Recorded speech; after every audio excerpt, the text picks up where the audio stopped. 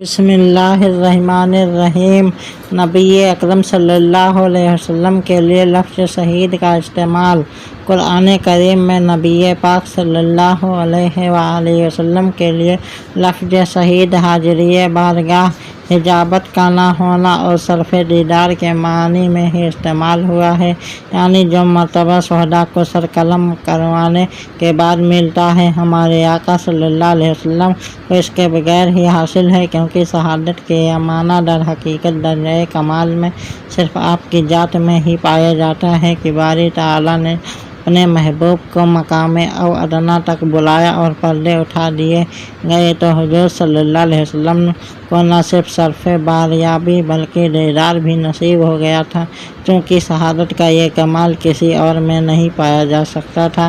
بنابراین آپ کو آپ کی امت پر بھی حاضر اور گواہ بنا دیا گیا۔ ارشاد باری تعالیٰ ہے وَيَكُونُ الرَّسُولُ عَلَيْكُمْ شَهِيدًا، البقرہ 134۔ اور ہمارا رسول تمہارا گواہ نگران حال ہے۔ آقائے دو جہاں صلی اللہ علیہ وسلم اپنی امت کے گواہ ہیں، کیونکہ آپ اپنی امت کا مشاہدہ فرماتے رہتے ہیں۔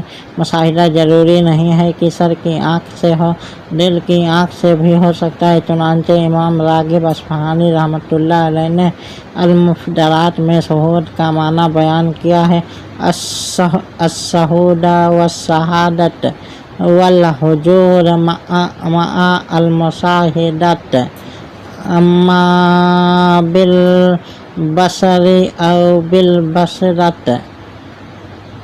شہود اور شہادت مشاہدے کے ساتھ حاضر ہونا ہے، خواہ یہ مشاہدہ بصارت کے ساتھ ہو یا بصیرت کے ساتھ۔ المفردات للامام راغب الاصفہانی۔